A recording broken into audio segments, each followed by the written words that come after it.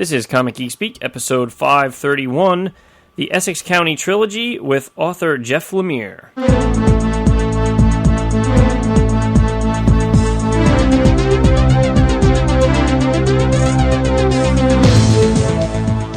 Welcome to Comic Geek Speak. I'm Brian Deemer. I'm Brian Chrisman. I'm Jamie D. I'm Peter Rios. And this episode of Comic Geek Speak is sponsored by DirtyBearToys.com. At DirtyBearToys.com, you can find all kinds of comic-related toys and merchandise for great prices, big discounts. Some of the stuff they have right now is they have a whole bunch of Serenity stuff, which is kind of interesting. We actually got some of this. They have Serenity maps of Serenity Valley. They have Battle of Serenity Valley. There you go. They have a lithograph series from of the main characters. They have blueprints reference pack if you're hardcore from Firefly, all the spaceships and everything. And we have here the fan club exclusive edition of the Serenity Alliance Currency Money Pack. There you Contains 12 Alliance bills reproduced from the original source data used in the film's production. Yeah, that's kind of cool. And then they have the Serenity trade paperback. You can get that. And they just have so many other toys and everything, and the discounts are really great. So if you like T-shirts or toys or busts or any of that kind of stuff, check it out. You're gonna like this website, DirtyBearToys.com. You want to tell them about? Yeah. I forgot. Yeah. To get an extra special discount, you're gonna want to go. Search the site until you find the CGS logo, and you can get a special coupon. Yeah, I saw that. That'll save you even more. How about 20% off your total purchase? Yep. How about 20% off? That's huge. How about that? So when you're at the website, look around for the CGS logo, and you click that to find the coupon code that you need. I'm not going to tell you. You have to go find it for yourself. But their prices are already at a massive discount, and then you get 20% off on top of that, and that's going to save you some money. So, and Jamie, I'm looking at the Vision Mighty Mugs right now. So there you go, 20% off, pal. People keep playing with my Wolverine. I swear, I go in there each day, and it's been moved. Is that like a euphemism for something? Yeah, it really is. It really is. I'm desperately crying out. All right, so go to DirtyBearToys.com and look for the CGS logo and save big bucks on comic-related merchandise. All right, this episode. Peter, you want to set us up for this? Sure. This is we're going to do an off-the-rack, an extended off-the-rack. We've done a few of these before where we get a little in-depth in the Essex County Trilogy from Top Shelf by creator Jeff Lemire. If you heard other episodes, like I think it was just Brian and I when we did Wasteland with Anthony Johnston. And I was here too. Oh, you were there too? Okay, yes, sorry about that. So we will go into spoilers, and we go into some of the story plot, but definitely there are spoilers. But I think it's still worth it to listen to because he's going to go into like some of his approach to art and some of the themes in the book itself, and also really cool some future projects, and also just what a big comics fan Jeff Lemire is. Real quick, real short synopsis of just Volume 1. In Tales from the Farm, the first in a trilogy of graphic novels from Top Shelf, Lemire illustrates the story of Lester, an orphaned 10-year-old who goes to live on his uncle's farm. The relationship grows increasingly strained, and Lester befriends the town's gas station owner and former damaged hockey star, Jimmy LeBeau. The two escape into a fantasy world of superheroes, alien invaders, and good old-fashioned pond hockey. And as you'll hear from all of us on this episode, there's so much more to this story. And I thought it was a really cool interview. A conversation even, not even an interview. Oh, yeah, it was definitely... Yeah. Excellent. So here's Jeff. Okay, right now we are joined with Jeff Lemire, the creator of the Essex County Trilogy. Welcome to the show, Jeff. Thanks, guys. So, Jeff, we always ask this question first to anyone we talk to, is when did you first start reading comics? I'm not really sure how young I was. I mean, as long as I can remember, I've been reading them. It must have been like 4 or 5 or 6 or something like that. But yeah, pretty much as long as I can remember, I've been reading them. So. And what were some of the earliest stuff that you enjoyed, that you remember? It was always DC stuff. I remember the first stuff I remember getting was at the grocery store with my mom. I used to get those DC digest-sized like collections that they had, and I remember getting like a Justice Society one and get Detective Comics and stuff like that. They were really just reprints, sort of like the first trade paperbacks or something. But I love that stuff, so I was always a DC nut right away. Was that the like those blue ribbon digest ones? Yeah, that's the ones. Yeah, I think I still. They were a lot of fun. Yeah, those are great. Now, what about comics? Because this obviously plays out later in these books, but what about them sort of captured your imagination? Like, why comics?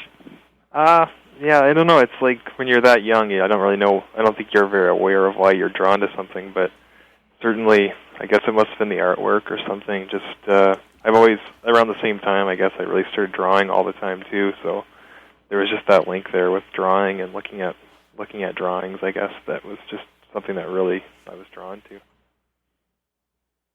Yeah, I guess the reason why I asked that is because in the first volume, there really is such a. I mean, I think that was one of the reasons why I initially was attracted to the character, of the boy, was because of his wonder of comics and sharing it with an older person. You know, for me, it was my uncle. Whenever he would come over. Yeah, we would sort of share our love of comics, and it was all over that first volume, and I sort of wondered what your own history was with it. Yeah, I mean, as a way to, I mean, obviously my own history is very close to the characters in those books, and I think a lot of the time I was just sort of somewhat like, I guess, a lonely kid. There was just, I mean, growing up on the farm, I had sisters, but it wasn't the same, I just sort of so much time to yourself and so much time, and I guess just they were just such a great escape, and sitting and reading and drawing comics, I could just sort of go anywhere and read, just enter all these amazing worlds and stuff, and I think that's sort of what I was trying to express in the first volume for sure. Cool. We'll say this at the beginning of the episode, but we haven't said it to you, Jeff, yet. I mean, we'll probably talk very openly about this stuff, no hiding spoilers or anything like that. Okay, that's cool. Yeah, so that way we don't feel inhibited in our discussion. That sounds good. But you guys in the studio. Well,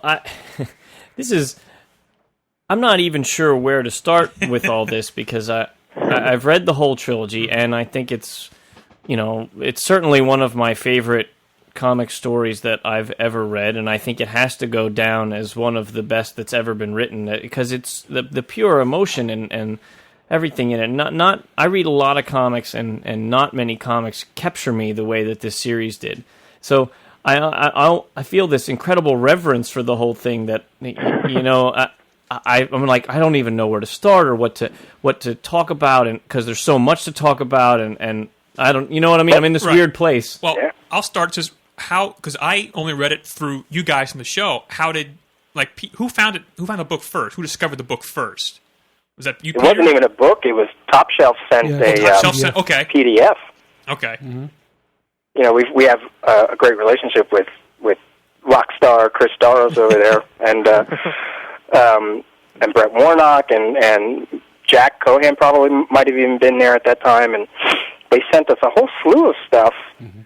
And I know I read the PDF when I was still living in my parents' house, and from a PDF, I came in and was just like, "Oh my God, this thing is phenomenal." I mean, I guess Brian, you said where should we start? Why don't we just get the accolades and the butt lathering there first, because it's going to happen at some point, right? I mean, we can get into the nitty-gritty as we go, but I know I was certainly blown away by just the PDF, and then because of the story, because of the haunting images, and I immediately connected with the kid, and the ending in that first book is kind of trippy, and I'm still not sure what exactly happened, and that's why you're on the phone, so we can ask. And here come the cops. Yeah, here come the cops because I'm just too overwhelmed.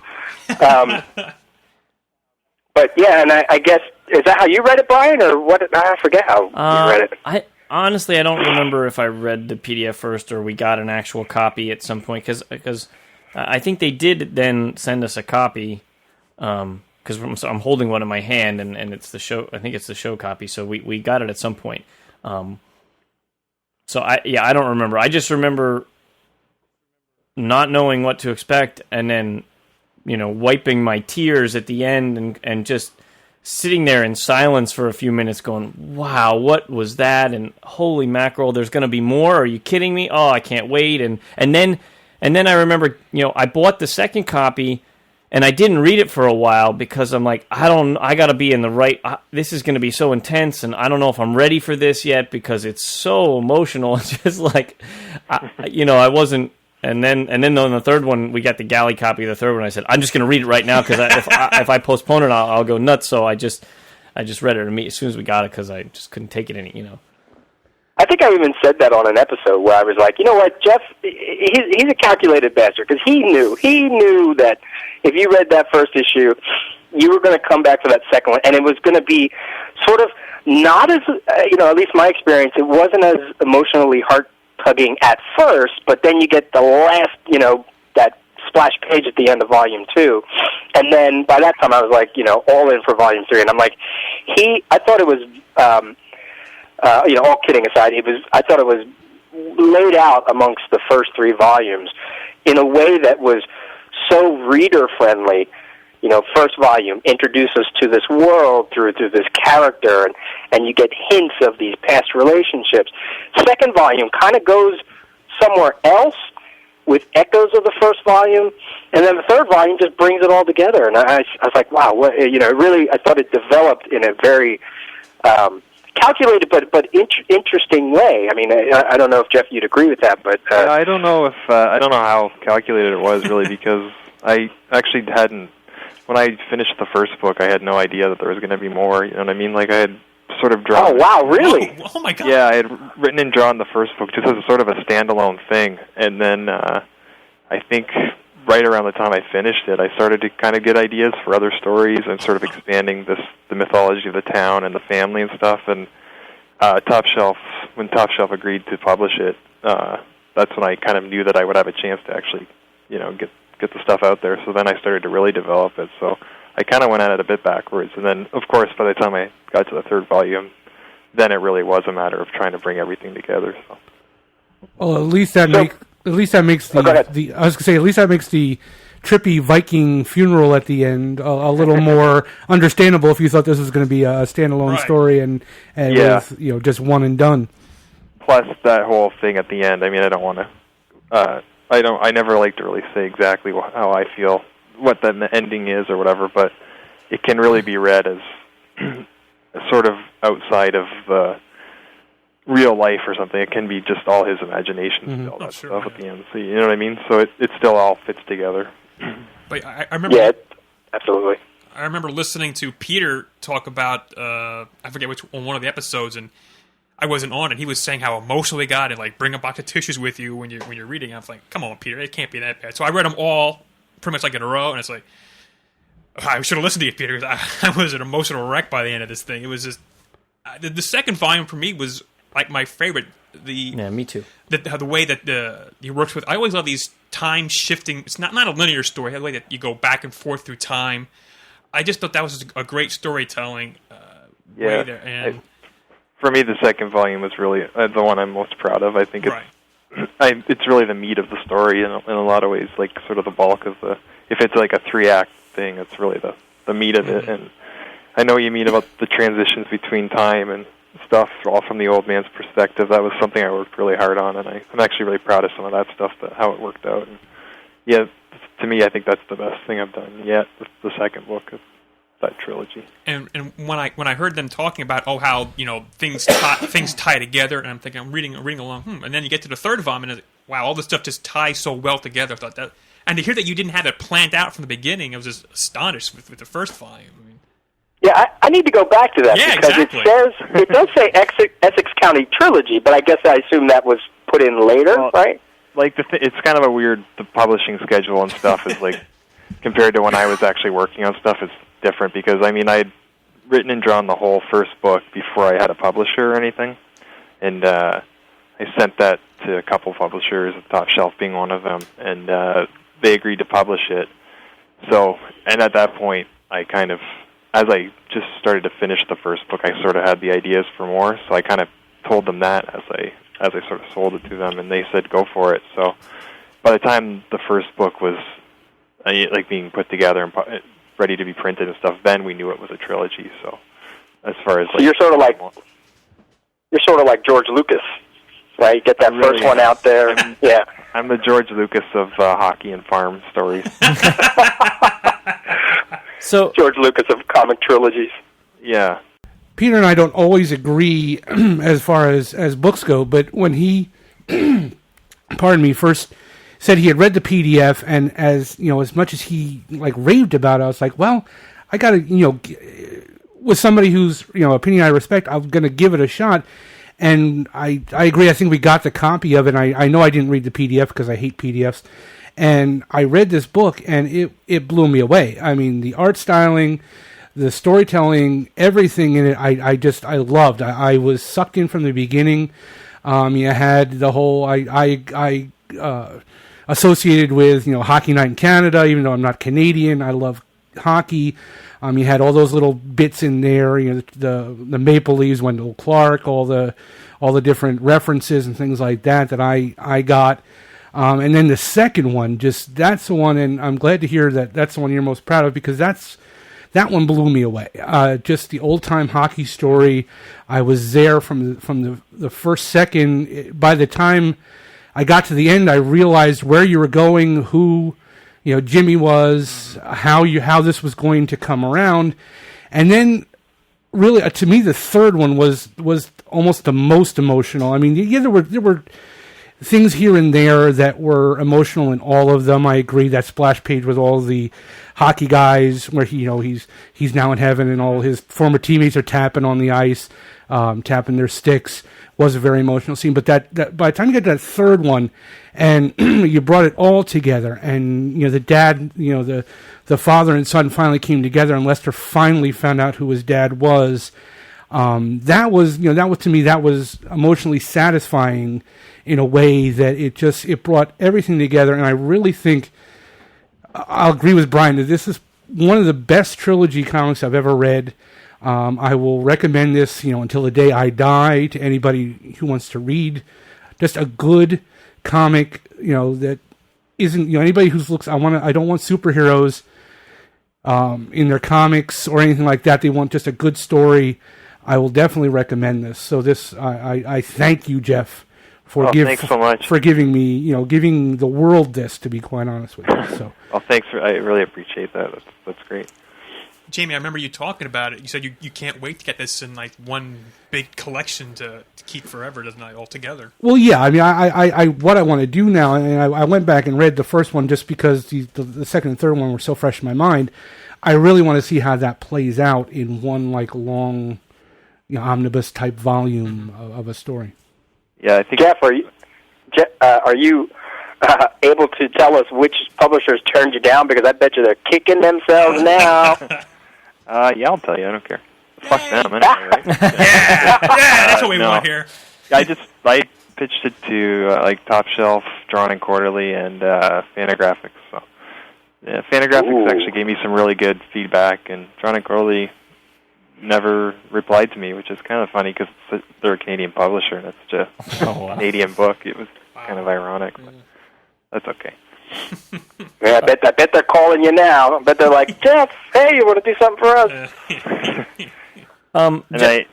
Speaking about the omnibus thing, I think there are some plans to have that happening next year. I think like a hardcover, all three books together with I think like 60 or something more pages of stuff that I sort of awesome. I think maybe next year San Diego is sort of the target date for that. Cool. Nice. Yeah. So, all right, Jeff, let's get into this here a little bit. Now, you said yourself that at least elements of the first issue were autobiographical, the kid loving comics, feeling like a dweeb or whatever, feeling alone on this farm. Now, I mean, all three, how much of, well, I'm not sure how to say this. How much of the depressing and intense, emotionally intense experience of this story is parts of your life? Well, I mean, I wasn't an orphan, or like the whole Lester character is probably the character that's closest to me or to my life or whatever. But some of it is just fiction, sort of to enhance the sense of loneliness and stuff that was going on. So, like, for instance, I wasn't an orphan. I didn't live with my uncle or whatever. I lived with my parents and I had siblings and stuff. But nonetheless, I was still, I think, a pretty lonely, kind of isolated kid. And so, I just sort of, when you're doing stuff like this, I just sort of create fictional elements that kind of, I guess, enhance some of that stuff. So, and as far as the second and third volumes, most of that's just purely fiction. And actually, that's not true. The main character in the second volume, the old man Lou, is really sort of a combination of an uncle of mine who was deaf and who was in a nursing home right around the time I was working on the first book, and my mom was sort of helping to look after him, and some of the stories she would tell me about her encounters with him and stuff kind of directly influenced that character and the character of the nurse in the book. And then the third book's pretty much, at that point, I'd already established the world and stuff, so that's sort of just me going with what I had done, and none of that's really, like, all the orphanage storyline and everything is just purely fiction. So. All right, well, go ahead, Peter. No, I was going to say, Brian, so what he's trying to tell you is all that, heavy, depressing and emotional stuff is really because it's just really cold in Canada and has nothing to do with his life story. Well, I was just going to say that I'm glad to hear that your life was a little happier and a little more upbeat, because I was thinking, like, I needed to have a party for you with some cakes and balloons and, like, a whole bunch of Mel Brooks movies or something to make you laugh, because God, it's so sad. I'm okay. All right. Yeah, it is kind of funny when... Oh, no, go ahead. No, go ahead. I was just going to say, I was always kind of one of those guys who, either like, when you like pop music, either like all the sad songs or all the happy songs. I always liked all the sad songs, you know what I mean? They just made me feel more, so that's the kind of stuff I like to do, I like to do something that, I don't know, it just sort of emotionally is a little more, I guess, heavy and stuff like that. It just seems to resonate more with me, so... And then he balances it out with DC Archives of Doom Patrol, like we saw him buying out at San Diego this year. No kidding. Which in itself is, I was going to say, it's creepy and depressing in itself, and certainly deals with, the fringe of society. That's funny. About that first volume, to talk about the artwork a little bit, and I think even beyond the story, I was amazed at how much of the story you can get from the artwork in itself, and you have a real, like, when I look at, like, Lost Dogs, like your early work, Lost Dogs, and then you look at Tales from the Farm, Volume 1, and then you look at Volume 3, there's obviously differences of thought in some of the way you're approaching the artwork. For like Volume 1, it seems sort of straightforward. Volume 2 gets really kind of expressive, and with the old man sinking into the water and different images like that. For that, the line work in all of the artwork, I guess the sort of old school interview question is, what are your inspirations? But I don't really. It can't be just comics. It has to be art in general, like even painting and oil painting and something, because there's not a lot of line work, but yet it's so suggestive of bleak, of sadness, of happiness at times too. So what is your school of thought for all that? I don't know. For me, the sort of how my art style, I guess, developed, or what I try to do with it, or whatever, is just is like you said, just to try to be as spontaneous and sort of expressive as I can with my line work, and I guess the struggle is always how far do you go before it just becomes unreadable and too expressive and stuff. So that's sort of the line that I'm always sort of balancing on. But I guess as far as influences, go, they really are mostly comic guys as far as the art goes. It's like a lot of the European guys like Yunus and Hugo Pratt, and then there's more guys like Dave McKean's pen and ink stuff, and Kent Williams, and I guess like you said, just more sort of the more painterly comic artists are the ones I was always drawn to. Boy, you say Hugo Pratt, and I don't know if, Jamie, have you read, or any of the other guys have ever read that NEA's War Idol hardcover that came out years ago? That's George Pratt. Oh, that's George Pratt. Oh, yeah, okay, my bad. No, he's great too, though. Yeah, Hugo Pratt, he did Corto Maltese. He's a European artist. He's got a really sort of expressive, almost kind of similar to like maybe like Alex Toth or Joe Kubert or something in that kind of school. Yeah. Cool. Yeah. I mean, obviously, you're a fan of comics. You drew as a kid, I would assume. I mean, I'm sure a lot of people have, but something about comics as a medium, you wanted to tell this story in comic form. I mean, is it just as simple as that's sort of what you knew and that's why you chose this, or what about comics says, this is why I choose to work in this. This is why I choose to tell this story. I guess it kind of goes back. I mean, when I was in high school and sort of figuring out what I wanted to do or whatever, I went to art school for like 1 year, and I just really didn't like the program I had chosen and stuff like that, and it just didn't really go well. And I switched, and I came to Toronto and started at film school. I thought I was really into movies at the time, and I just kind of felt like I wanted to tell stories, and film seemed like a sort of a good way to do that. So I came here and I did a 4-year program, and by the time I got to the 4th year of the program, I was just so disillusioned with like the sort of the film industry itself just seemed so sleazy, and I just felt like someone with my personality would never get to a point where I could tell the stories I wanted to tell without. I'm a little too shy, and I can't work with actors and crews and stuff and still kind of get my vision out the way I would want it. And it's just so expensive too, and I missed drawing more than anything, I think, at that time. And I just started, I think I hadn't been reading comics for a couple of years, and I went to the comic shop and I grabbed some stuff, and I discovered like Paul Pope and some of the guys that were coming out in, I guess, the mid-90s or something, and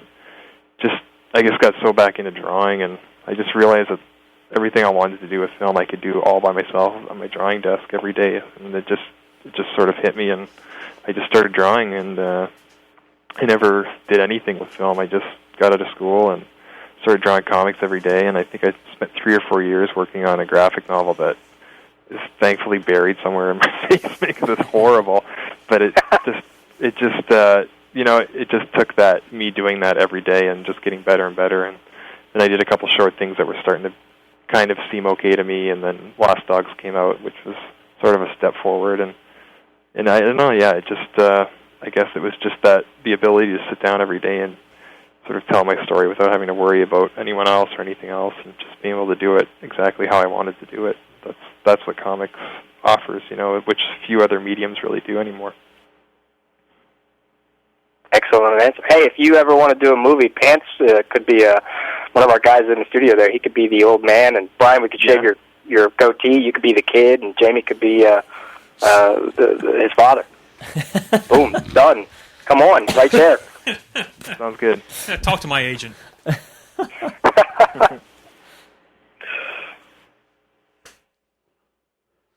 I'm trying to. What about? I like that answer though about the just what comics can bring, because it. I read some comics just the other day, and they were so.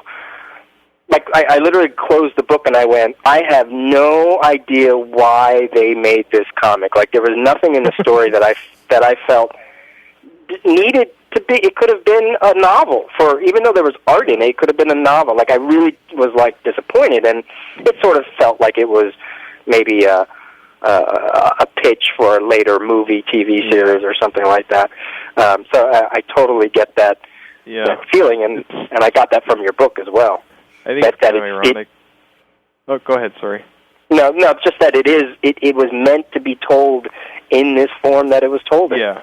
I mean, to me, I try to make, I don't know, for me, if you're going to use a medium, you use a medium I mean, you do things with that medium that you can't do in other mediums, or else what's the point? You know what I mean? It's like it's kind of ironic that I started in film and then went to comics, and now it's like there's so many comics being made that are clearly just trying to look like movies or look like TV shows. You know what I mean? And it's just like it's like exactly what you said. You put down so many comics, and you're just like, what was the point? Like they're like photo referencing actors as like the characters, and it's just like, oh yeah. It's kind of disheartening the way a lot of the mainstream sort of side of the medium seems to be headed, but I guess that's where the money is. So now, along the lines of that topic, how do you ever get people who I don't know, maybe they don't say it to your face or whatever, but you might be able to tell by watching that at a convention or whatever, where they might walk past the top shelf booth, pick up your book and look through it and kind of see the artwork and like put it down like, that's not Todd McFarlane or Jim Lee. I'm not really, that's not what I want to see. Sure, you see that all the time. But I think you get just as many people who probably haven't really read a lot of comics who pick it up and just see something that's not at all what they expected comics to look like and sort of, are drawn to it for that reason. So I guess I think it all balances out. But yeah, I mean, especially when we're doing conventions like San Diego or New York or some of the bigger mainstream shows, like, some Top Shelf has like kind of a loyal fan base, but then some of the people just don't care. That's just the way it's going to be, Because I think your artwork is a great example of something that on the absolute surface seems like, it's a little rough, none of these lines are perfectly straight, or the people are drawn a little funny or whatever. But as a comic book, and using, like you said, the comics form, it so excels at that, and there's so much emotion and storytelling in all of these panels that as the whole big picture, the whole big package, it really works as a comic. And so I think I always find that to be an interesting dichotomy there. On one surface it looks like the art is bad, but underneath it you realize how good the art is, and it's an interesting when people can do that so successfully. Yeah, I mean, it's just exactly what you said. It's like I'm just trying to use the medium as fully as I can, and to me, just that means being a little more immediate with, I guess, my drawing style, and just trying to communicate the idea of each panel and not really spend too much time with rendering or things like that. Because for me, that just sort of is a waste of time. It's like, if you want to take a photograph, take a photograph. If you want to do a drawing, it should have flaws. It should have character. I guess it should look like your handwriting or something. You know what I mean? Yeah, interesting. Definitely, because I really think that I honestly don't believe that this could have been told. This story could have been told in any other style than this. I think it is so personal the way you did it, and to me that was the hook. I mean, had this been Jim Lee drawing Essex County, the Tales from the Farm, and you had just written it, I honestly that almost happened, but he backed out at the last. that bastard. God, what did he miss? I mean, but had it been somebody else drawing it, you writing it, it wouldn't, I believe, have the personal power that this does. It wouldn't suck you in, and I think anybody who just looks at it on that surface is just doing themselves such a disservice, because this book, and I've seen other people do it with the style you're doing it with, a book with this many characters in it sometimes gets confusing, because you're not sure, especially in the second one where you're jumping through time, you're not sure exactly who these people are.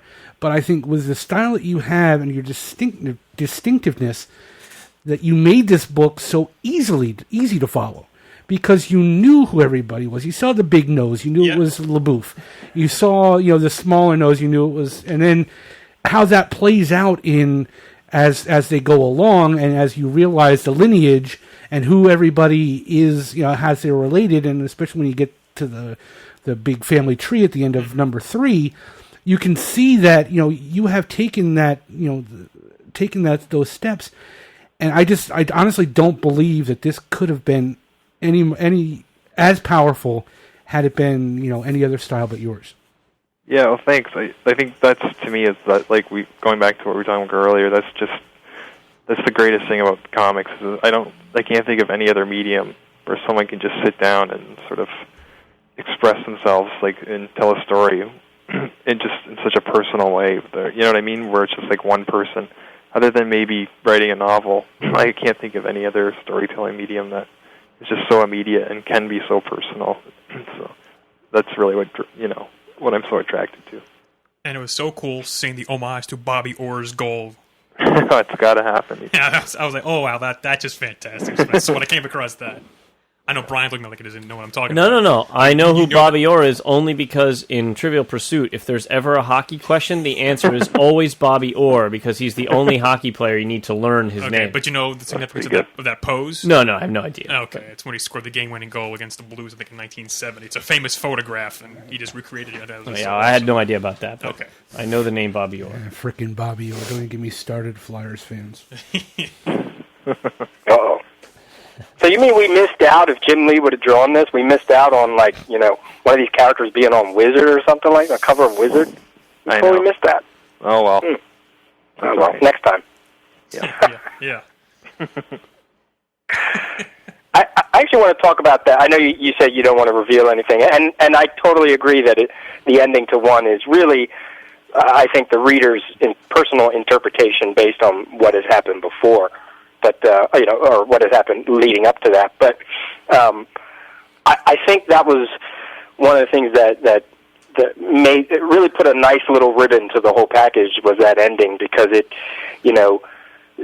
whether it was intentional or not, there's something very, very symbolic of the young boy taking his mask off and the cape, and that's it. Like that's his youth, that's his adolescence, or whatever you want to call it, his childhood, not disappearing and not being forgotten, but just sort of closing the book on that time and realizing that I at least what I came away with was Lester really had other things that he really needed to think about or focus on, his uncle and his own, being an orphan and his place in the world, and it just as a I don't know, a traditional storytelling of the youth growing up, it really worked on that level for me, and I love that it is so open to interpretation.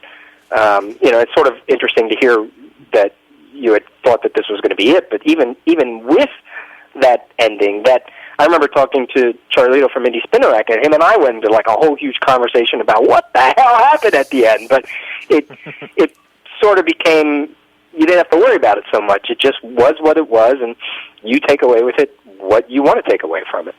Yeah, I mean, I always like stories where they kind of leave you, doing some of the work yourself. Like where everything's there if you want to put it together, and you can probably read it different ways, and it would be satisfying. But the author doesn't sort of put his stamp to tell you exactly, like, this is what happened. And I thought that was sort of important for that whole relationship between Jimmy and Lester at that point, where I thought it was just important that he goes on with his life, but he still doesn't really know yet, if this guy's his father.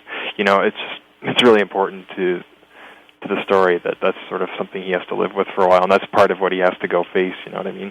That's part of what he has to take his mask and stuff off and kind of engage in the real world a bit more. And these are the things he has to deal with. So.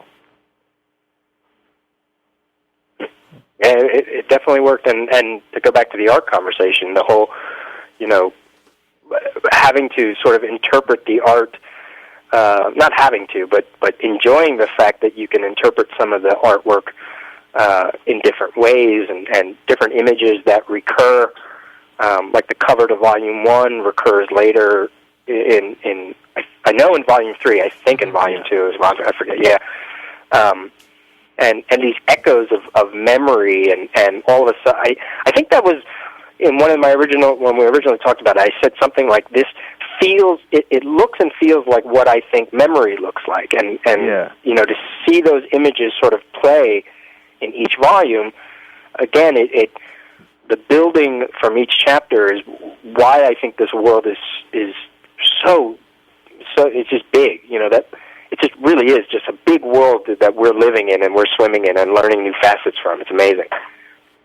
Yeah, to me, I mean, the second book especially was really all about memory and sort of the way time can sort of play with your memory, someone's memory, and I guess, in the first book, Lester sort of uses his fantasy world or, his imagination to sort of escape his problems, whereas in the second book, it's this old man who doesn't really have anything to look forward to, so the only way he can escape is to go back to his memories. And yeah, I mean, I try to use the comics medium in a way that kind of can express that sort of the way we can reinterpret our memories over time and stuff, and that was challenging, and yeah, it was fun.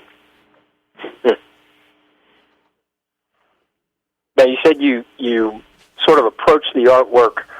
I forget the wording you exactly used, but I assume you don't do much prep work, like in the way of thumbnails or anything like that, or I thumbnailed really loosely, and I penciled fairly loosely as well, and then I try to, most of the work for me just comes in the inking, and I make a lot of mistakes and stuff, but a lot of times the mistakes just sort of become part of it, or if it's a mistake that is sort of interfering with what I'm trying to communicate in that panel, then I'll redo it or whatever, but I tend to be pretty fast that way, so it's easy to redo something if doesn't quite work out the first time, but I find that just going that way, it just gets I guess a more honest or a more spontaneous look to the inking, which I really like.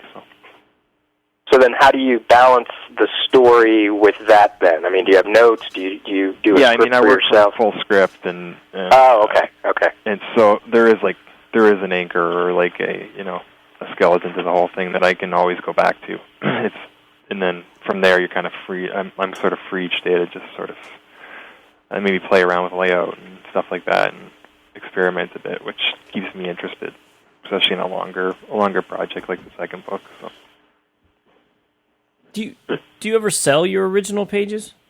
Yeah, all my artwork's for sale at The Beguiling. It's a really good comics shop in Toronto, and they're sort of my dealer. So yeah. Do you ever bring any of that with you to cons? Yeah, I started to. The first two Essex County books were drawn really large. I can't really carry those pages around. They're huge. But the third book and the newer stuff I've been working on is more of the traditional comic board size. So I have been bringing that stuff around with me. All right, I'll have to pay attention the next time I see you at a show. For sure. Or go to shop in Toronto. Yeah, well, that's probably not going to happen. I think you can get it all online through them or something. So. Okay. Write that down, Brian. Was it The Beguiling? Is that what it was? Yeah. Yeah, The Beguiling. I think if you go to my blog and stuff, there's links. So. What's your blog site? I think it's just Jeff Lemire at blogspot.com or whatever. And I have my own website. It's just jefflemire.com.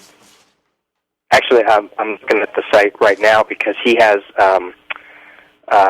several just regular images of certain characters that are probably familiar with a lot of mainstream comic readers. And I know I saw this a print or something of the Mr. Miracle one out in San Diego. Yeah, but that's a painting I did. Yeah, and also on there he has a ROM Space Knight that is absolutely awesome. Yeah, I'm a geek. I love all this stuff. I love comics. I love superhero comics and indie comics or whatever. And sometimes it's just a great sort of release from working on the more personal stuff, just to spend a couple hours drawing, Mr. Miracle or something. Yeah. And Jamie has a Captain America in there. Sweet. There's a really cool, it looks like a trading card series almost of classic Justice League of America. It's good stuff, in very much in his style, and it works. I mean, it's obviously telling its own story, but I actually like that. Oh my God, the mustache on Green Arrow is hysterical.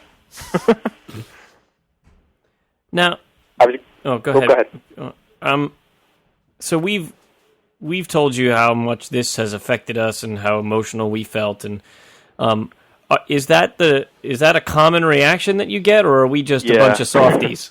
No, I get a lot of people saying how emotional the books made them and stuff, and I mean, one of the biggest, I don't know if it's a criticism or whatever, that I do get is a lot of people just say that they're depressing or something, but I don't know, I don't really find them depressing personally. I mean, there's sadness certainly, but I mean, they're just about life, and I think a lot of times, through sadness and through hard times, that's what we learn about ourselves and learn about each other and stuff, and that's really what the books are about. So to me, people, when they just sort of pass them off as depressing, I think it's just an easy way for them to sort of not deal with something they weren't really into. So, well, for me, it's the kind of depressing that makes you say to yourself, hey, there are steps that I can take to make sure that my life doesn't end up like this. Like my brother and I are very good friends, and so I should do whatever I should at the first sign of any kind of relationship that would start to grow apart. I should make sure that I don't allow that to happen because I don't want to be. Don't sleep with his wife. I was going to say, that too. That obviously be a big part of it. But I mean, you know what I mean? Like I can say to myself, wow, I'm so sad for this guy because he ruined his relationship with his brother, and I want to make sure that when I'm 70 years old or whatever, that I still have an awesome relationship with my brother. And so that's things like that you can get out of it, that you can make yourself be aware of that and then change your life so that this doesn't happen. So in that way, they're good, ways to help you. Yeah, I guess, and I find that, to me, the third volume, it feels like it's a little bit more, I guess there's still that sadness, but it feels like there's more of a hopeful outlook at the end, I think, for Lester and stuff as well, which I think is important. I hooked onto the family thing. I don't know about anybody else who has, a lot of brothers and sisters, but, and obviously I don't have secrets like this. I'm not sleeping with my brother's sister. Not that I haven't thought about it, but your brother's sister. My brother's. Why? Well, with Peter's family, he could have his brother's sister who'd have no blood relationship to him. You're absolutely right, actually. But I know that there are things that will not come out, and they're not even as big as that, but won't come out until the next big blow up, or until we are older and we can at least sit down and talk about it. And the whole family dynamic is so individual and unique. It just really, with this story, there was, I got, man, those brothers, I was like, you know what? I don't have that kind of pain, but I know what that pain is. And I think that was one of the things that really made the story, not go to a place where it could have gone, where it could only be looked at almost like, oh, this is just sort of like a high concept telling of this story with this expressive art. You know what I mean? Like it still managed to stay grounded because of that, just because of the realness of the work. Yeah, I guess. I mean, the books really, in the end, they're just about this one family, and they're about family. And like you said, you might not have those specific things between you and your brother or whatever, but yet there's something in every family that makes you know what that would feel like, or you know what I mean? There are other things in every family that we keep from each other, that we hold back, and then we hopefully, when we get to the end of our lives, like this guy, we're not going to be full of regrets, you know what I mean? My one question, and because it goes throughout the entire book, the use of the crow, as, I mean, how exactly, I kind of interpret it in one way, but what was your intention of using the crow to kind of go between each chapter and throughout the whole book? Well, I guess it sort of developed as the books did in a weird way, because I think I started using it in the first book. I can't really remember why I started using that specific sort of imagery or symbol in the first book, but I knew it was just a really great way to sort of have this I guess it sounds stupid, but this bird's eye view of the town or whatever, and of these people, this sort of observer who wasn't really, I guess, emotionally involved with these people, but we could just sort of kind of step back and watch them. And then it was also a great way to have transitions between scenes in this open sort of space of the farm and stuff, where you could have this bird fly from place to place and from scene to scene. And then once I sort of established that in book one, he kind of became a character himself. And then, in the third book, you sort of learn the story of the crow and see how specifically he ties in with the family. But I think in a way it was just sort of this one constant between all these different generations and all these different characters. It was a part of all of their lives, and it was, as he flies around the farm and around different areas, the reader kind of goes with him and stuff, as sort of the observer or whatever. So it's not, it's not rooted in Greek mythology Well, or some. I was wondering if it was maybe some kind of Homeric, kind of like Canadian Indian legend, native Canadian, whatever you call them up there, legend type deal. No, it's nothing like that. No. Okay. It's not an old Inuit thing. Damn, I was looking for some deep meaning in that, and all this is it was the old guy's crow from the end story. Whatever it wants to you, Jamie. Well, it means that to me. There you go. There you go. Well,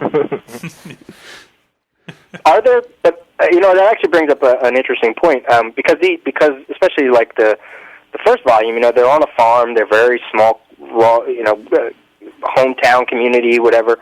Are there values or not mythology? I'm not even sure what I'm trying to say. I'm not talking like religion, but faith or just personal values that would play a certain part in that part of the world as opposed to other parts of the world, like especially because of the history of the third volume, like and obviously hockey, on one level you could almost consider that almost like a religion to this story, but are there things values of some sort that maybe we don't know because we're just not part of that part of Canada or anything like that? I don't know. It's hard for me to say. It's such a matter of individual sort of perception and stuff. But I think being sort of from rural Canada and stuff, there certainly is as you said, hockey is like a huge part of everyone's life, and it's that for me was such a great way to sort of like a great metaphor for family was the use of hockey, and I guess just the wide open spaces and the sort of bleakness and coldness of Canadian winters and things are something that are pretty specific to the Canadian experience, but I think it's probably pretty universal to anyone in living in small towns or rural areas. I don't think it's a Canadian thing specifically. Yeah, because it's sort of like in the third book too, where the woman who was running the I don't have the book in front of me, but the was it an orphanage or just the school? And then she had it's like an orphanage. Yeah, it's an orphanage. Yeah, and then she has the man who helps, and there's an unrequited thing going on there, but yet it's is it the time? Is it the community? That they can't be together, and it was a one-time thing, and all that, and it's certainly very universal. But I just wondered if there was anything beyond that. I don't think it. Yeah, like that storyline specifically wasn't rooted in any sort of real anything I had really encountered through research or anything like that. That was mostly a fiction, and I don't know that those kind of circumstances were actually probably wouldn't have happened, or you would have I don't know, a young nun living in the secluded woods with this trapper. I don't know. It makes for a good story. Is that some kind of crazy? You went to Catholic high school kind of fantasy world you're playing in there? No comment. No, just kidding. What does your family think of this? I mean, this is again, I know you said it's not all autobiographical or anything like that, but still, I wonder, what's your family or your your loved ones? What do they think of this story or just your art in general?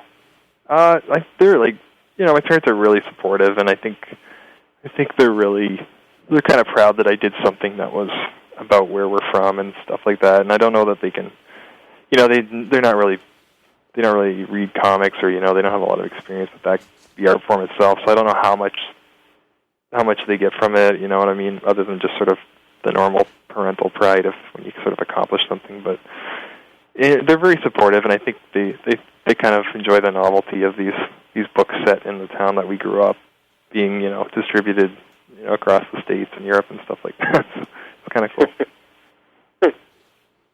Cool. Did any of you guys have anything else about this? Because I definitely want to pick Jeff's brain about his upcoming work as well. No, I don't know. I mean, I'm not. There's so much to say that I don't know what to say at all. Right. Yeah. Yes, I think we've pretty much he knows exactly how we feel, and it's just It's just one of those books that if you haven't, or you're on the fence, and you've heard us talk about it, just do yourself that favor and pick up that first volume, and you will pick up. Actually, don't do that. Pick up all three volumes. Because by the time you get done reading that first volume, you want that second volume in your hands, and you're going to want that third volume to finish it out. And just take the plunge. That's all I can really say. Is take the plunge on this book. You're not going to be disappointed in any way, shape, or form. Yeah, I think it speaks to sort of a segue into the upcoming Vertigo work. But what you said about using the page, if you're doing a comic, use the page, use it as much as you're able to. And I know mainstream comics can't.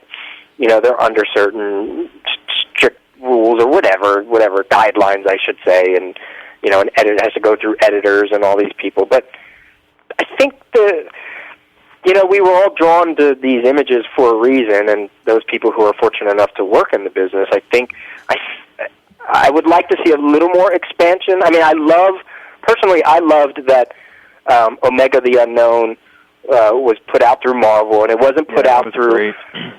Yeah, and it wasn't through Icon. It wasn't through an imprint. It had Marvel. The Marvel logo on there was that was such I thought a cool step in the right direction. And I know it can't go across the board. I understand that, but I thought it was interesting. So you're a big fan of that, obviously. Of which the Omega the Unknown. Yeah. Great. Yeah. That was really cool. And, exact same reasons that you said. That was just so cool to see the Marvel logo on the corner of that. It was such an anomaly, but it was amazing.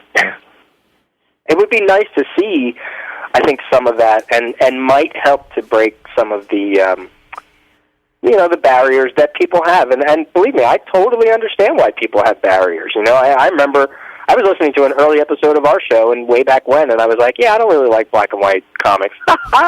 Could you imagine? Yeah. I don't like black and white comics.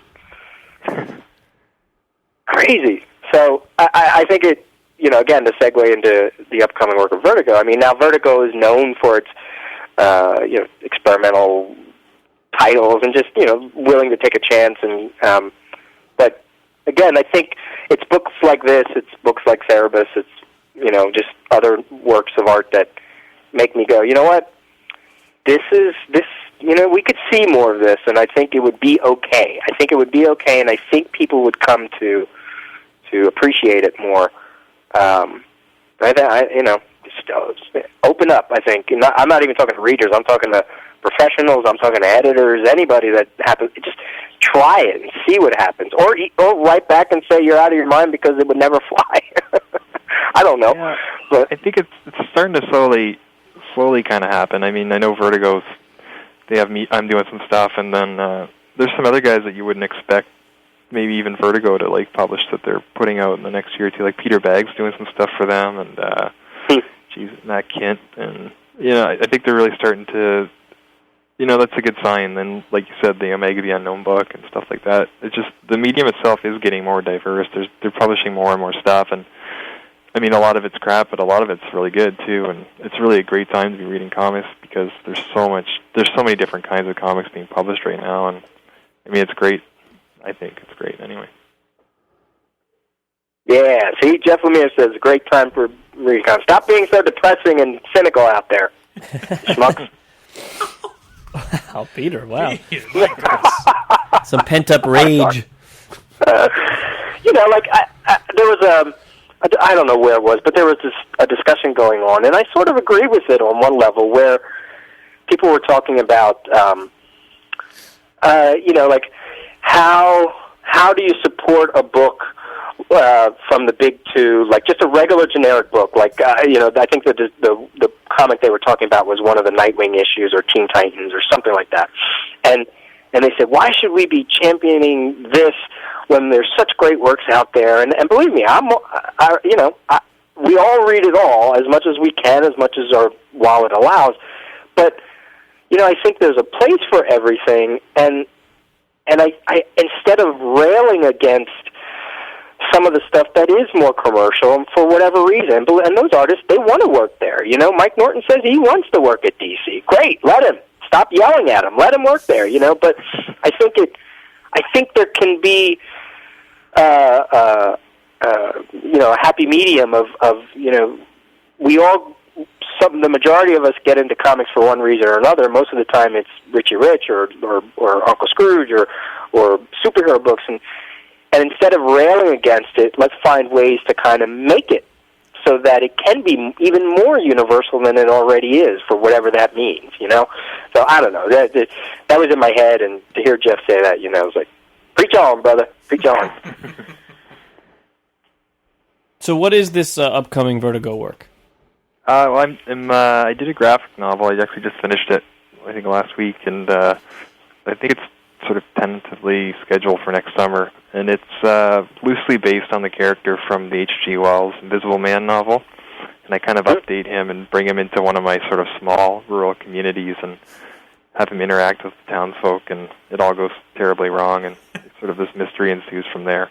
It's called The Nobody, and it's going to be like a 150-page hardcover. It's going to come out next year. Wow. That's awesome. Yeah. Fantastic. Yeah, it's really cool. I got an amazing editor there. I got Bob Schreck, and he's just like, he's the man. He's so great to work with, and yeah, it's been such a, for me, like I said, I'm a geek too. I love superhero comics, and I love everything, and just to be able to do anything under the sort of DC umbrella it's like a thrill. It's sort of a dream come true, Well, and that's great. And that's pretty high profile, because while Vertigo is no stranger to original hardcovers, they don't publish a ton of them. Like, I don't know, 4 to 6 a year or something like that, or if that, I guess. Yeah. So that's pretty good Yeah. odds to be like you're one of those 4 to 6 that people. There are a lot of people who buy almost everything Vertigo, and certainly people who pay attention to the hardcovers that they release. So that should, expand your audience by quite a bit. Yeah, I hope so. Yeah. It'd be great. I mean, like I said, I think the Essex County omnibus hardcover thing is probably going to come out around the same time. So hopefully, I can kind of get some cross readership there with some guys who would normally not read a top shelf book coming over from the Vertigo stuff, and vice versa. It would be pretty cool. So next year will be the summer of Jeff Lemire. Yeah, it is. I am Canadian George Lucas, so. This is sort of Vertigo's push into more quote-unquote like boutique publishing, right? They definitely there is a movement. For me, it was like really good timing as well. Sort of the Essex County stuff was sort of getting attention right around the time they were kind of, I think, editorially making the decision to publish more sort of original graphic novels and things like that. And so it was just really good timing for me to pitch some stuff to them. I mean, it's worked out really well for me. So you went to them, or did they come to you and say, "Hey, do you have anything?" I pitched a couple of things to Bob Schreck, the editor up there, and and it just sort of, like I said, the timing was just right, and it all worked out. So Very cool. But now we got to wait. We have to wait, like 6-8 months for this thing now. Yeah, I know. I've been finished it for a couple of weeks, and it's just now I have to wait so long to see it You out always there. give us sneak peeks, Pants is called, it's called patience, Pants. Oh, is that what it's called? You have to have patience. Oh. You can't spell pants without P-A-N-T-S, and it's all in there somewhere. So patience. Okay.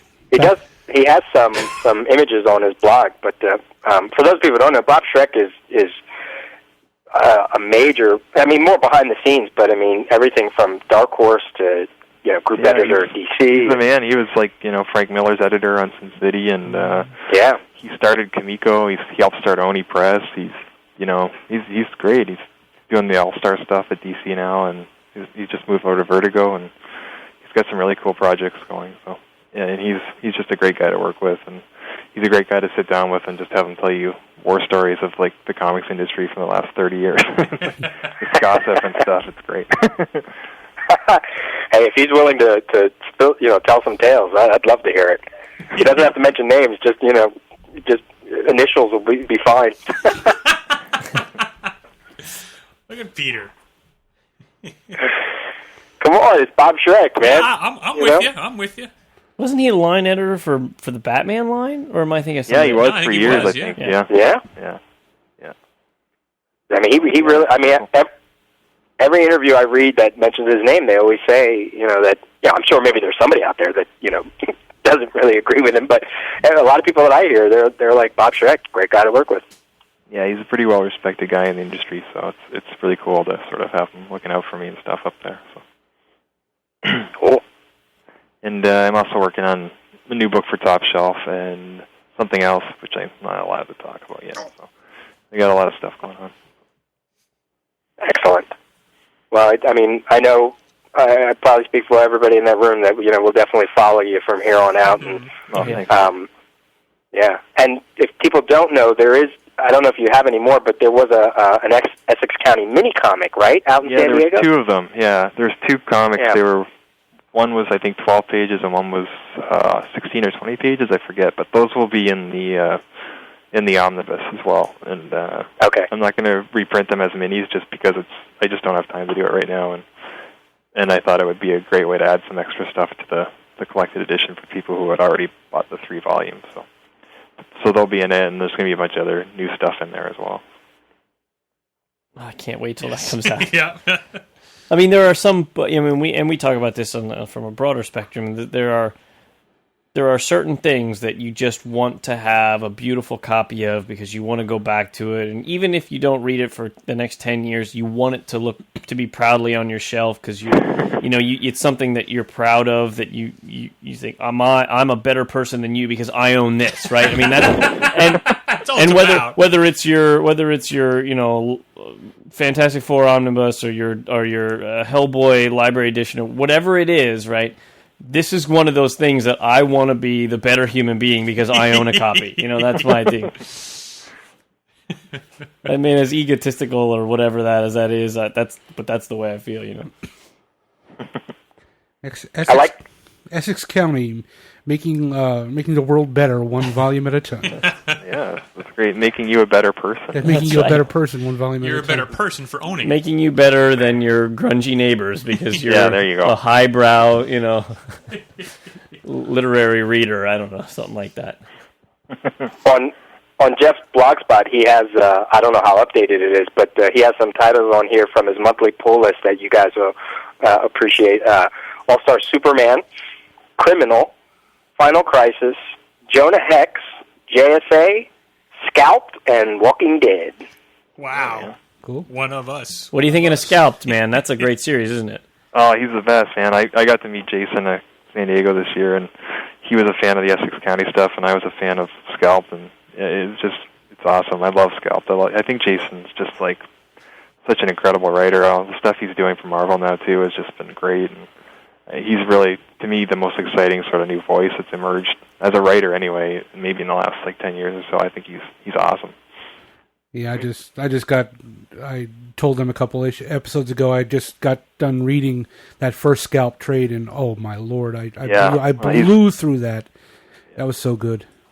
Yeah, he's really great. And if anyone who hasn't read The Other Side, his Vietnam graphic novel or trade paperback that he did for Vertigo before Scalp, that's amazing as well. Yeah, I want to pick that up sometime. Yeah, it's really good. Is that the one with Cameron Stewart? Yeah. Yes. Yeah. Cool. Well, I'm out of questions. Yeah, so how much more can we, prop this guy up? Well, I have one. I mean, being Canadian, you have to say yes, but you're still very much into hockey.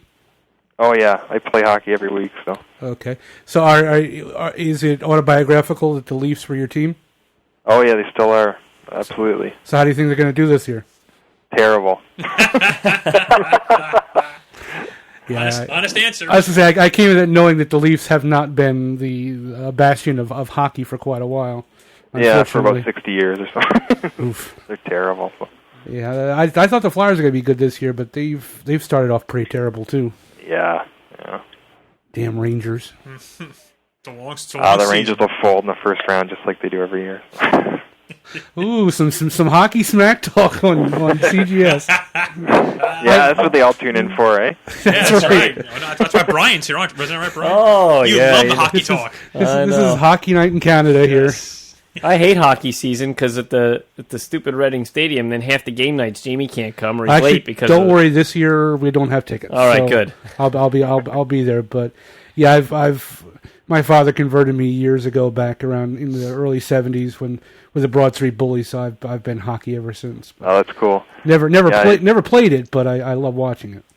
It's funny how many closet hockey fans I meet at comic book conventions now, so that's always interesting as well. Well, I wore New York like 2 years ago. I wore the Reading Royals jersey, and somebody actually came up to me, and it's like, Reading Royals, they're a Kings affiliate. I'm like, yeah, and he goes, yeah, I'm from LA. I love the Kings. I just was surprised to see a Reading Royals jersey here. I was like, oh, okay. But no, I just like I said, hockey was one of the things that hooked me. I still love, actually. I love the back of these books where it tells the book dealers to put them in the farm life or the hockey or graphic novels. Yes. Yeah. So I'm waiting for the store that I walk into that this is sitting in the farm agricultural section. Yeah, did you was that kind of like a joke for you guys, or is that a serious attempt at getting stocked in the proper section of books? No, that was a joke. I wrote that. Okay.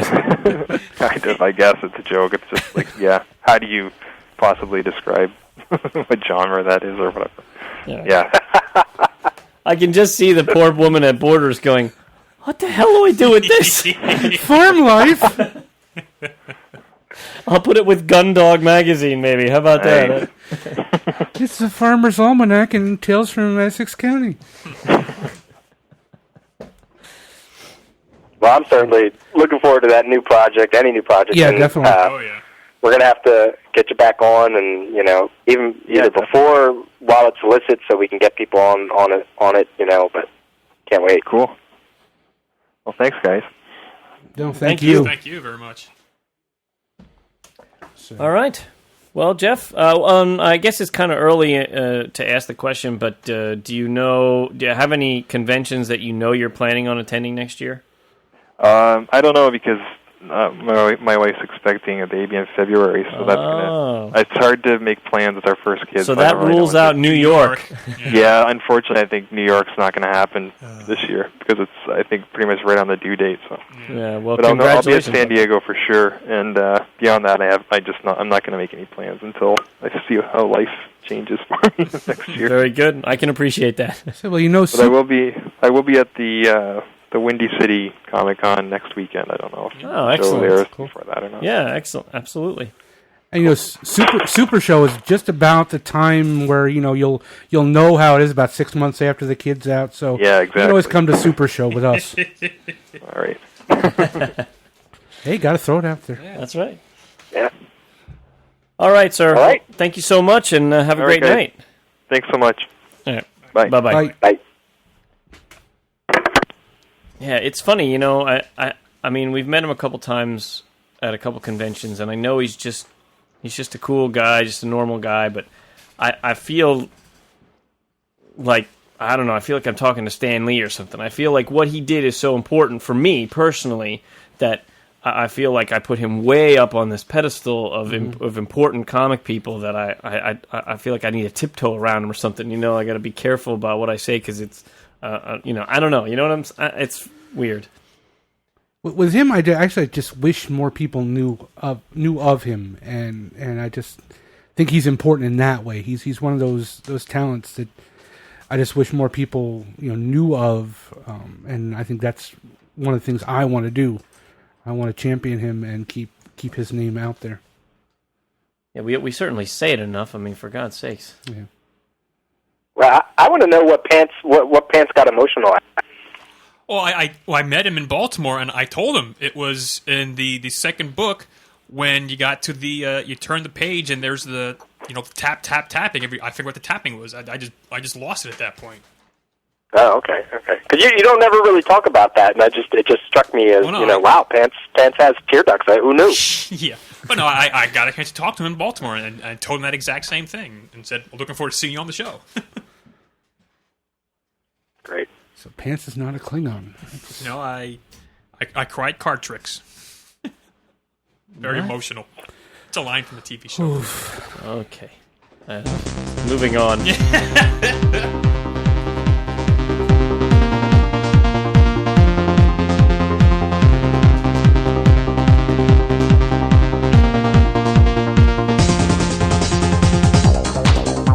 All right, this Stump the Rios was sent in by Solitaire Rose. And oh boy. It's political comic book questions, Peter, so very keeping in the whole theme here. Question number 1, Marvel. When Howard the Duck ran for president, he was number 1 in what his advisors called the most important presidential category. What was it?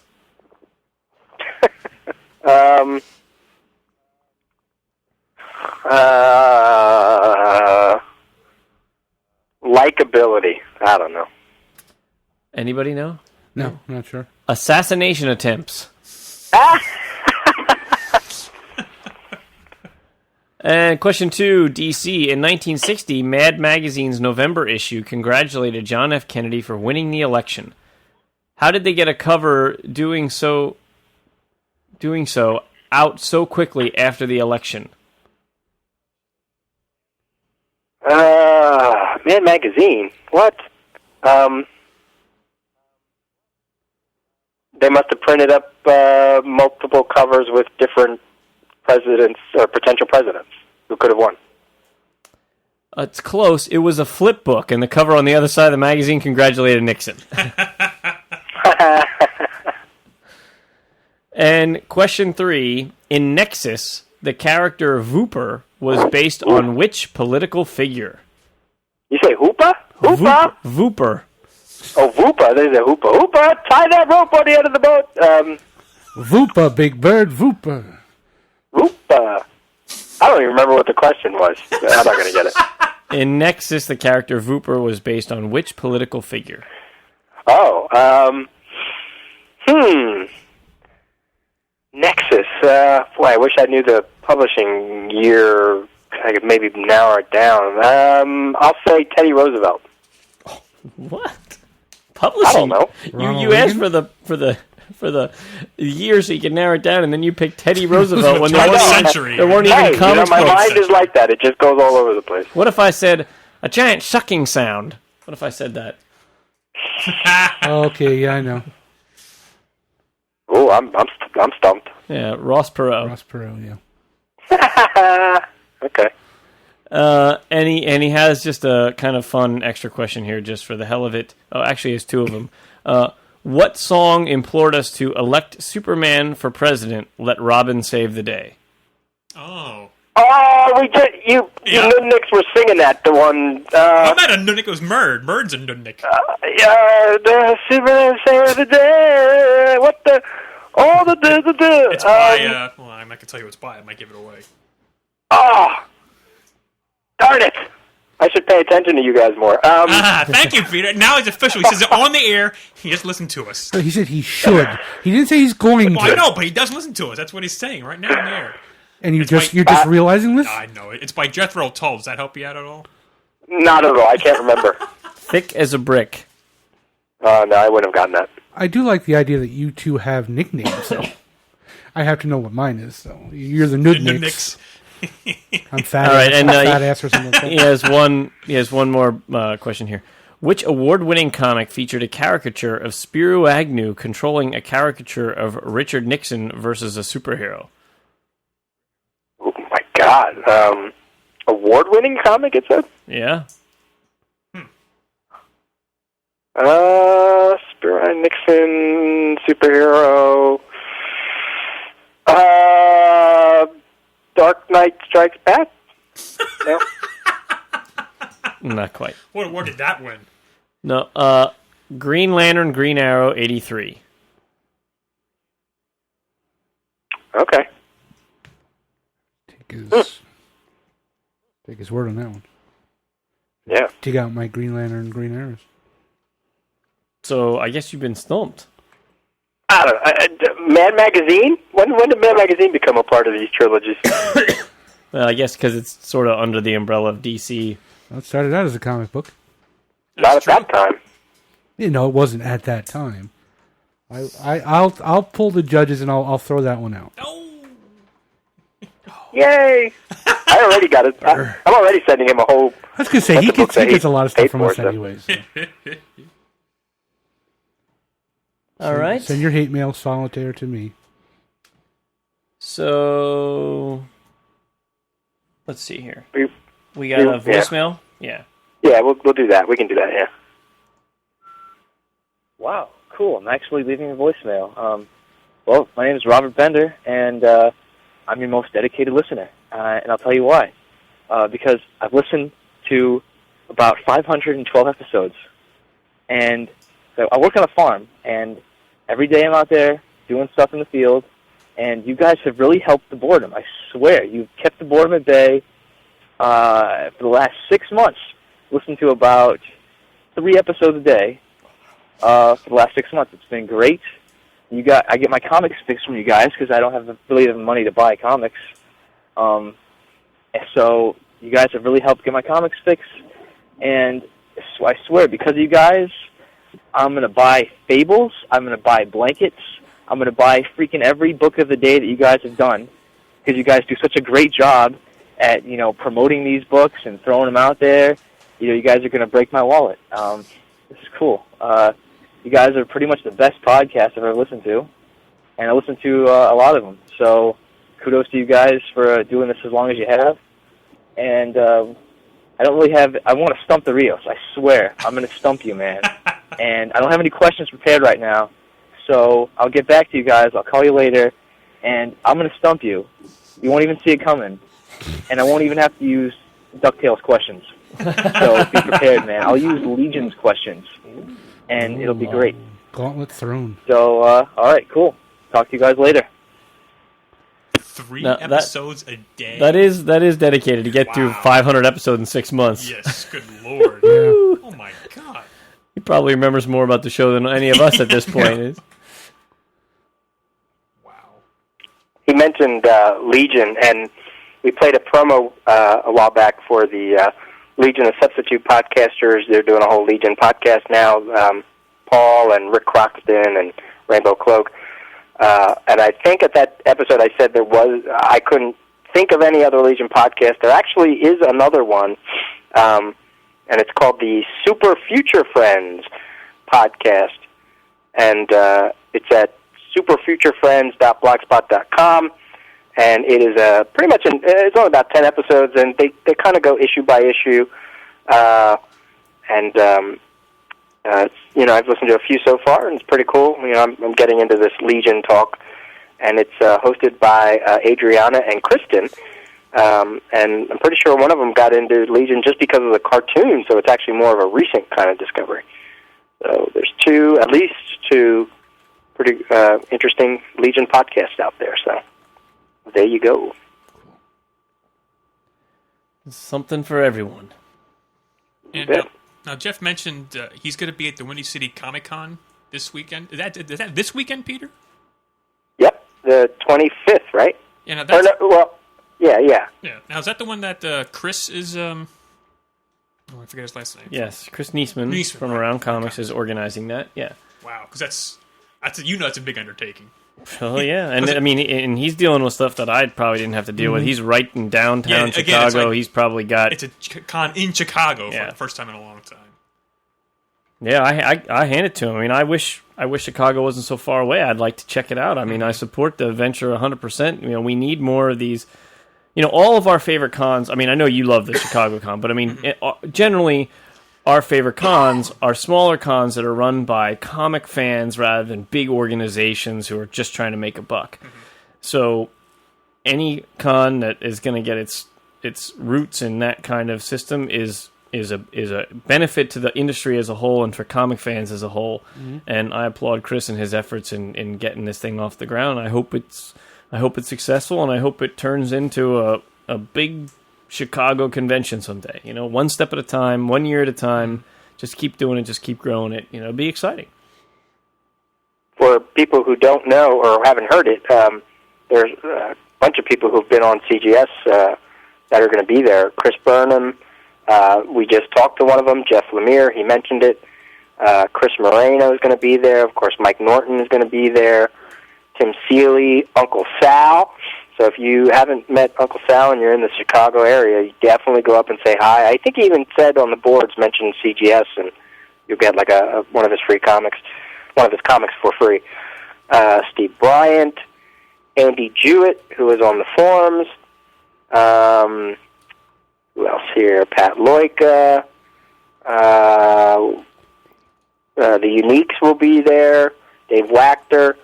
I always say the Uniques. It's Adam Withers and Comfort Love. They'll be there. So plenty of people that are part of the have been part of the CGS show will be there. So definitely go and say hi.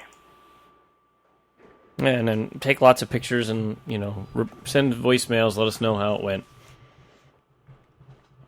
Cool. All right, that wraps us up for the night then? Let's get out of here. Yeah, it's late. All right. This episode of Comic Geek Speak was sponsored by Dirty Bear Toys at dirtybeartoys.com, where you can get deep discounts on all kinds of toys and other comic-related merchandise. They got a whole bunch of Serenity stuff and Firefly merchandise. You check that out. So just go to dirtybeartoys.com. And if you'd like to send us an email, it's comicgeekspeak@gmail.com. Visit our website at comicgeekspeak.com. To leave us a voicemail, the number is 215-279-8839. And to be part of the greatest community of comic fans ever, go to thecomicforums.com. And we want to give a big thanks to everyone who has donated to the show. We really appreciate it, and we couldn't do the show without you. And as always, we are uniting the world's mightiest heroes, one listener at a time.